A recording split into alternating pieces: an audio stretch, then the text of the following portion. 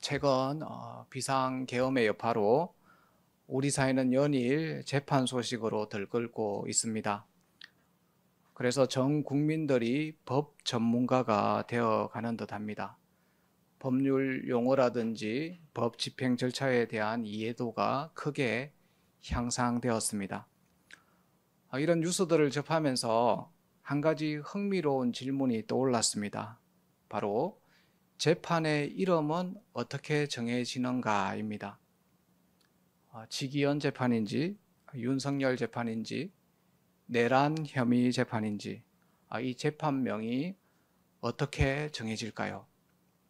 찾아보니까 언론들은 주로 내란 혐의 재판으로 명명하더군요. 일반적으로 사건의 성량을 드러내는 혐의를 중심으로 재판 이름이 정해진다고 합니다. 그렇다면 오늘 본문에 나오는 이 재판의 이름은 무엇일까요?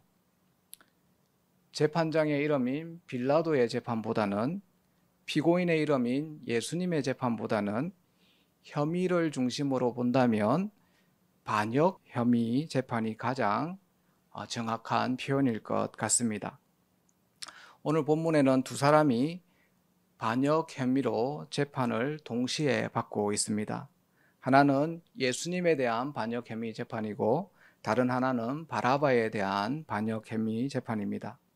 하나의 판결은 사형이고 다른 하나의 판결은 사면, 정반대의 결과가 나옵니다. 그러나 오늘 본문을 자세히 보면 이 상반된 결과는 복음의 메시지라는 것을 알 수 있습니다. 오늘 판결에는 강렬한 대비가 있습니다. 흠이 없으신 예수님은 사형을 받지만 반란과 살인까지 저지른 바라바는 풀려나 자유를 얻습니다. 인간적인 상식으로는 도저히 납득하기 어려운 역전이 일어나지만 그 역전 속에 복음이 깃들어 있다는 것입니다. 그리스도께서 죄인을 대신하여 죽으시는 그 대속의 사건, 그 결과 죄인이 자유를 얻는 의의 전가가 이 재판에서 드러납니다. 오늘 우리는 이 사형과 사면의 자리 바꿈 속에 나타난 복음에 대해서 한번 살펴보고자 합니다. 첫 번째, 예수님은 사형 판결을 받습니다. 오늘 본문의 배경은 새벽입니다. 1절에 보시면 새벽에라고 시작하고 있죠. 유대인들의 시간 개념에 따르면 이 새벽은 오전 3시에서 6시 사이입니다. 그러니까 아직 한밤중이죠. 유대인들의 그 법률집이라고 할 수 있는 미시나 규정에 보면 밤에는 재판을 할 수 없습니다. 낮 시간까지 재판을 미루어야 한다는 것이죠. 특별히 이 사형과 같은 중대한 재판은 낮에 충분한 심리를 거쳐야 하기 때문에 낮 시간에 진행되어야 합니다. 그러니까 밤에 진행된 이 재판은 절차적인 정의가 무너진 불법 재판입니다. 종교 지도자들은 새벽에 빌라도 총독의 숙소로 갔습니다. 이 빌라도의 입장에서 한번 생각해 보십시오. 새벽에 유대인들의 무리가 떼를 지어서 집에 쳐들어왔으니까 얼마나 놀랬겠습니까? 하지만 종교 지도자들은 중범죄자 하나를 잡아왔다고 기세등등하게 빌라도의 집 문을 두드렸을 겁니다. 그래서 빌라도는 어쩔 수 없이 이 무례하기 짝이 없는 무리들의 막무가내식 고소를 받아들입니다. 이 모든 일의 주도자는 대제사장입니다. 대제사장이 사내들인 공회의 결정을 주도했다고 본문이 기록하고 있습니다. 요한복음에 보면 체포된 예수님은 대제사장 안나스에게로 끌려갔습니다. 안나스는 다시 대제사장 가야바에게로 데리고 갑니다. 그리고 가야바가 예수님을 빌라도에게 넘겼다고 합니다. 방금 요한복음 말씀을 보시면서 눈치 채신 분들이 계실지 모르겠지만 대제사장 가야바, 대제사장 안나스, 대제사장이 2명입니다. 레위기 율법에 따르면 대제사장은 1명이어야 합니다. 율법에는 대제사장이 2명 이상 세워지는 것을 허용하지 않습니다. 그런데 두 명의 대제사장이 동시에 존재하고 있죠. 이건 당시 종교의 타락을 상징합니다. 그러니까 예수님 당시 이 부패한 대제사장과 종교 권력의 기득권을 예수님께서 위협하셨기 때문에 그들에 의해서 고소를 당한 것입니다. 그러니까 어디까지나 예수님의 고소는 종교적인 이유입니다. 예수님은 결국 빌라도 앞에 서게 됩니다. 예수님의 제목은 아주 단순합니다. 2절과 9절과 12절에 나오죠. 유대인의 왕이라 주장했다는 겁니다. 그런데 예수님께서 정말로 유대인의 왕이라고 주장을 하셨나요? 마가복음 14장 61절, 62절을 한번 보겠습니다. 대제사장이 예수님께 신문을 했었죠. 네가 찬송받을 이의 아들 그리스도냐라고 물었습니다. 이에 예수님은 내가 그니라 라고 대답을 했습니다. 예수님께서 하나님의 아들로 인정했다고 볼 수 있습니다. 그리스도로 인정했다라고도 볼 수도 있습니다. 그러나 확실한 것은 유대인의 왕이다라고는 말하지 않았습니다. 그런데 대제사장은 예수님의 제목을 교묘하게 바꾸죠. 하나님의 아들을 유대인의 왕으로 바꾼 겁니다. 우리가 보기에는 하나님의 아들이나 유대인의 왕이나 그게 그거라고 생각합니다. 그러나 빌라도의 입장에서는 전혀 다릅니다. 고소장에 하나님의 아들이라고 기록이 되었다면 로마 총독의 입장에서는 그 사람의 죄는 종교적인 문제가 됩니다. 다시 말해서 종교적인 문제는 총독이 관여할 필요가 없다는 것입니다. 로마 정책에 따르면 그 지역의 종교를 용인했기 때문입니다. 그러나 유대인의 왕이라고 고소를 한다면 이건 빌라도의 입장에서는 심각한 문제가 됩니다. 왕이라는 칭호는 곧 로마 황제에 대한 반역을 의미하기 때문입니다. 그러니까 예수님은 정치범이 되고 내란죄가 적용이 됩니다. 황제 외에는 왕을 칭하는 자는 황제의 권위를 침해하는 반역자로 간주되었습니다. 그러니까 지금 예수님은 내란 혐의로 몰리고 있다는 것입니다. 그들이 노린 것이 바로 이것입니다. 예수님의 제목을 내란범으로 몰아서 예수님을 죽이려 했다는 것입니다. 자신들에겐 사형을 집행할 권한이 없으니까 빌라도에게 사형 집행을 요구하고 있는 것입니다. 하지만 빌라도는 예수님에게서 반역의 증거를 찾을 수 없었습니다. 오늘 본문 2절 이하에 빌라도의 신문 내용이 나오고 있습니다. 빌라도가 네가 유대인의 왕이냐라고 물었습니다. 그때 예수님의 대답은 네 말이 옳도다입니다. 이건 어찌 보면 동문서답과도 같습니다. 빌라도는 네가 정치적으로 유대인의 왕이냐라고 물었는데 예수님은 나는 하나님 나라의 왕이다라고 대답을 하신 겁니다. 빌라도가 예수님의 대답을 들어보니까 그 뉘앙스가 애매한 겁니다. 그때 대제사장들이 이 신문 과정을 답답하게 지켜보면서 직접 났습니다. 3절에 예수님을 고발했다고 기록되어 있죠. 대제사장들과 종교 지도자들은 여러 항목으로 예수님을 고발합니다. 빌라도는 대제사장들의 고발을 들으면서 예수님이 고발 내용에 대해서 반박해 주기를 바랬습니다. 그래서 예수님을 재촉하죠. 4절입니다. 아무 대답도 없느냐? 그들이 얼마나 많은 것으로 너를 고발하는가 보라. 그럼에도 예수님은 아무런 대답도 하지 않았습니다. 이에 빌라도가 예수님을 놀랍게 여깁니다. 예수님은 끝끝내 침묵하셨습니다. 이사야서 53장 7절의 말씀처럼 틀 깎는 자 앞에서 잠잠한 어린 양같이 그 입을 열지 아니하였습니다. 예수님의 침묵은 자기의 변호를 중단하고 아버지 하나님의 계획에 자신을 온전히 내어 맡기는 거룩한 순종으로 답을 대신한 것이었습니다. 이렇게 하자 빌라도는 예수님의 무죄를 확신합니다. 대제사장들이 예수님을 질투해서 고발한 것이라고 눈치를 챈 것이죠. 그래서 빌라도는 기발한 아이디어를 하나 생각해냅니다.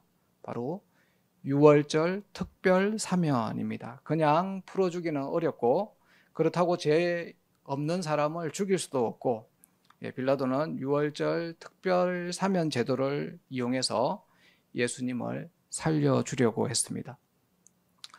지금까지의 이 재판 장면을 살펴보면 빌라도에게는 아무런 죄가 없는 것 같습니다.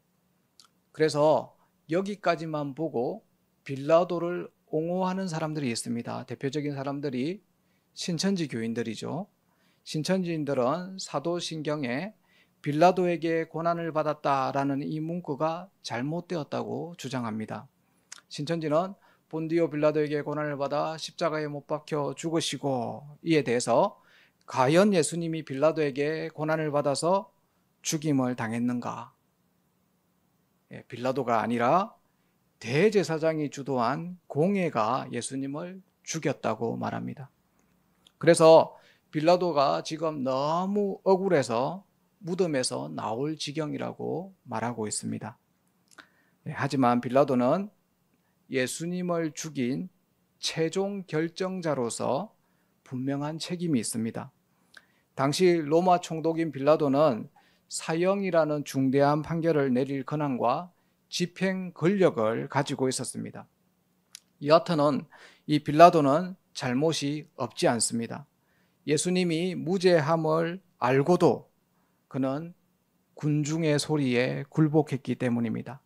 양심에 따라 판단하지 않고 다수의 목소리 앞에 여지없이 무너져 내렸기 때문입니다.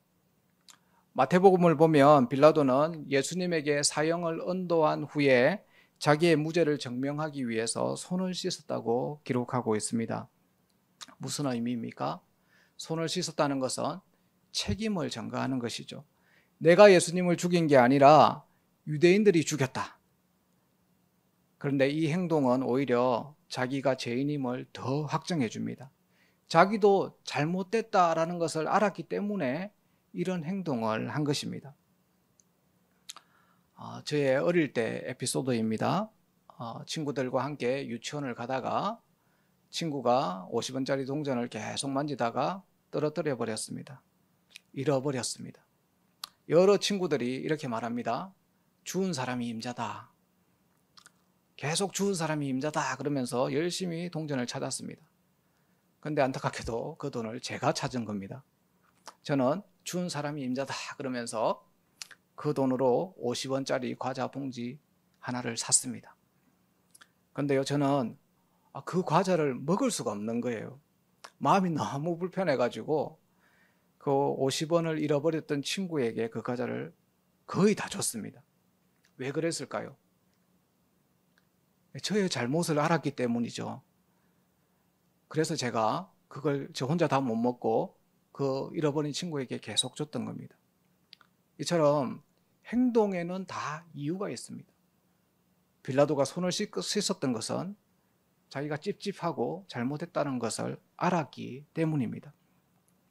15절에 이 빌라도의 속마음이 너무나 잘 표현되어 있습니다. 빌라도는 무리에게 만족을 주고자 예수님에게 십자가 사형이라는 판결을 내렸습니다. 이제 판결은 끝이 났습니다. 예수님에게 호감을 가졌던 그 빌라도는 사라졌습니다. 빌라도는 정의의 길로 들어설 뻔했지만 그 길에서 완전히 벗어나서 불의의 길로 들어서자마자 난폭해지기 시작합니다. 예수님을 채찍질로 내어줍니다. 그래서 빌라도의 이름은 사도신경에서 예수님의 공생의 고난을 한마디로 요약하는 대명사가 되어버렸습니다. 정리하면 예수님은 불법 재판에서 조작된 제목으로 빌라도 앞에 섰습니다. 빌라도는 예수님의 무죄를 확신했지만 군중들의 압력에 굴복해서 예수님에게 사형 언도를 내렸습니다. 결국 예수님은 빌라도에 의해서 십자가에 매달립니다. 지금까지 예수님의 내란 혐의 재판이 어떻게 진행되었는지를 살펴보았습니다. 이제 이와는 대비되는 재판, 바라바의 내란 혐의 재판을 통해서 복음의 진수가 어떻게 나타나는지 조금 더 살펴보겠습니다. 두 번째, 바라바는 사면 판결을 받습니다. 6월절에는 죄수 한 명을 풀어주는 전통이 있었다고 했습니다. 로마법에는 원래 총독에게 죄인을 사면할 수 있는 권한이 있었기 때문에 이런 특별 사면이 법적으로 가능했습니다. 빌라도는 이 제도를 활용해서 난처한 재판의 출구 전략을 모색하려고 한 것입니다. 9절이죠. 너희는 내가 유대인의 왕을 너희에게 놓아주기를 원하느냐. 빌라도가 예수님을 풀어주려고 합니다. 그러나 군중이 선택한 것은 예수님이 아니라 바라바였습니다. 바라바가 어떤 사람입니까? 7절에 나옵니다. 바라바는 밀란을 꾸미고 그 밀란 중에 살인하고 체포된 자입니다. 여기 나오는 이 밀란은 반역죄입니다. 거기에다가 사람까지 죽였죠. 다른 복음서에 보면 강도라고 기록되어 있습니다. 아마도 이 바라바는 열심당원이었던 것 같습니다. 열심당원들은 항상 몸에 단도를 소지하고 다니면서 민족 배반자들을 처단하는 암살범 역할을 하기도 했었습니다. 그러니까 일종의 독립운동가이죠. 그러니까 인간적으로 보면 매우 훌륭한 사람이었다고 볼 수 있습니다. 그런데 이들의 문제가 무엇이었냐면 이들의 문제는 하나님 나라가 무력으로 실현될 것이라고 믿었던 것입니다. 하여간 바라바는 당시 법에 따르면 사형에 해당하는 중범죄자입니다. 바라바와 예수님을 어떻게 비교할 수 있겠습니까? 상식적으로 보면 무죄가 분명한 예수님과 유죄가 분명한 바라바를 분별하는 것은 그렇게 어렵지 않은 선택이어야 했습니다. 그런데도 유대의 지도자들은 살인자인 바라바보다 예수님을 죽이는 데 진심이었습니다. 그들은 법과 원칙을 지키는 것에는 아무런 관심이 없었습니다. 결국 빌라도를 설득해서 바라바를 풀어주고 예수님을 십자가형에 넘겨버립니다. 여기에 복음의 그 대속적 아이러니가 드러납니다. 바라바는 사형수였지만 풀려나고 예수님은 무죄였지만 죽으셨습니다. 의인이 죄인을 대신해서 죽고 죄인은 의인의 죽음을 통해서 자유를 얻게 됩니다. 의인이 죄인을 대신하여 죽는 이 구조, 이것이 바로 복음이죠. 죄인과 의인의 자리 바꿈입니다. 교회 여러분, 바라바의 이름을 우리 이름으로 한번 바꿔서 읽어보십시오. 예수님은 사형을 당하고 바라바가 사면을 받았다. 예수님은 사형을 당하고 내가 사면을 받았습니다. 이것이 바로 복음입니다. 예수님은 나를 살리기 위해서 침묵으로 일관하시면서 나 대신에 십자가를 지셨습니다. 바라바에 대해서 조금 더 깊이 살펴보겠습니다. 바라바는 실제 이름이 아닙니다. 마태복음 27장 17절 거기에 보면 각주가 있는데요. 그 각주를 따라가 보면 바라바의 실명은 예수라고 기록이 되어 있습니다. 그러니까 지금 재판정에 서 있는 두 사람 모두의 이름은 예수입니다. 예수님의 이름과 혼동을 피하기 위해서 예수라는 실명을 지우고 별명인 바라바로 쓴 것으로 보입니다. 그럼 이 바라바라는 이름의 뜻은 무엇일까요? 일단 이 바라바는 아람어입니다. 아람어에서 이 바르는 누구누구의 아들이라는 뜻입니다. 그러니까 이 바르아바, 이 바나바는 아바의 아들이라는 뜻이죠. 아바가 무슨 뜻입니까? 아빠죠, 아빠. 예수님이 게세마네 동산에서 기도하실 때 하나님을 아빠라고 불렀습니다. 그러니까 하나님의 아들을 연상케 하는 단어입니다. 정리하면 이 바라바는 하나님의 아들이라는 의미를 가졌습니다. 정확히는 본래 하나님의 형상으로 창조되었지만 죄로 인해서 하나님을 떠나 강도 노릇을 하고 있는 하나님의 자녀들을 말합니다. 하나님을 왕의 자리에서 끌어내리고 그 자리에 나 자신이 앉아있는 내란범들입니다. 그러니까 바라바는 저와 여러분들을 의미한다고 볼 수 있습니다. 이 바라바라는 인물을 로마서 말씀에 적용하면 조금 더 이해하기가 쉽습니다. 로마서 3장 23절을 보겠습니다. 모든 사람이 죄를 범하였다고 합니다. 바라바는 죄로 인해서 사망 선고를 받은 자였습니다. 우리도 이 바라바와 같은 존재입니다. 그러나 로마서 5장 8절을 보십시오.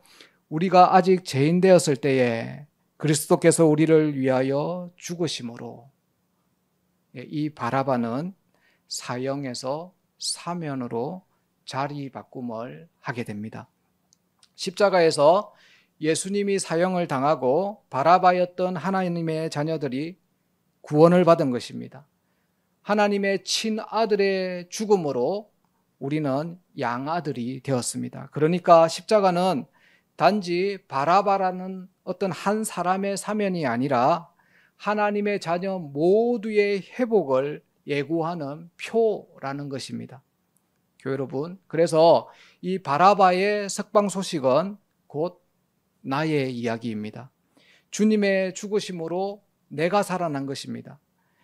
주님의 사형이 나를 특별 사면시켰습니다. 사형과 사면의 자리 바꿈이 일어났습니다. 그래서 이 바라바의 석방 소식은 곧 우리에게 기쁜 소식입니다. 이것이 복음입니다. 이것이 하나님 나라의 역설적인 통치 방식입니다. 교회 여러분, 지금까지 우리는 사형과 사면의 자리 바꿈을 살펴보았습니다. 예수님의 사형으로 우리의 사면이 이루어졌습니다. 이건 은혜죠. 그러므로 우리는 이 복음 앞에서 이렇게 한번 응답해 보면 좋겠습니다. 첫 번째, 우리의 처음 자리를 기억하면 좋겠습니다. 내가 바라바였음을 기억하는 것이죠. 우리는 하나님을 왕의 자리에서 끌어내리고 내가 그 자리에 앉았던 내란범이었다라는 것을 기억해야 합니다. 하나님의 통치를 지독하게 싫어했던 그런 반역자들이었습니다. 그런 우리가 예수님으로 말미암아 다시 하나님의 자녀라는 신분을 회복했습니다. 이 사실을 기억하시기 바랍니다. 이어서 두 번째로 그에 대한 반응이 있어야 합니다. 그 은혜에 대해서 감사하며 살아가는지를 점검해야 합니다.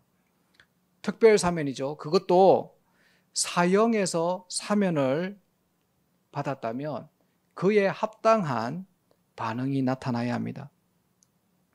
정말 내가 사형받았던 사람임을 인정하고 그게 사면되었다라고 생각한다면 우리의 삶이 눈에 보일 정도로 달라져야 한다는 것입니다.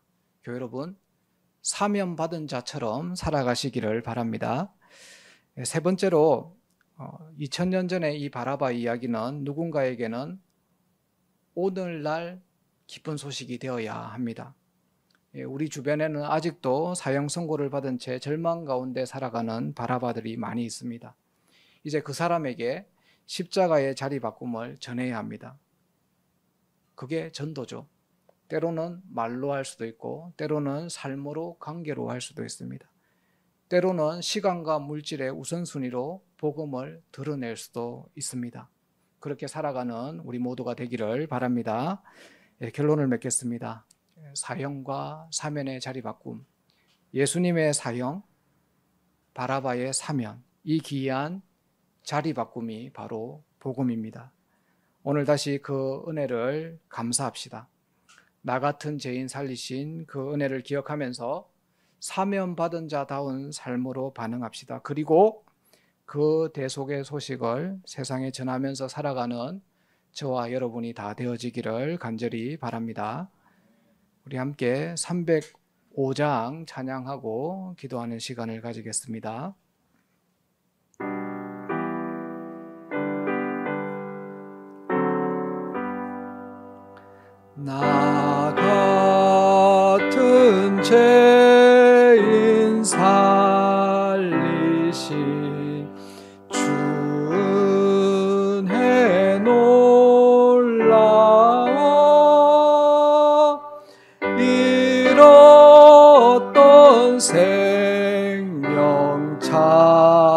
잡고 광명을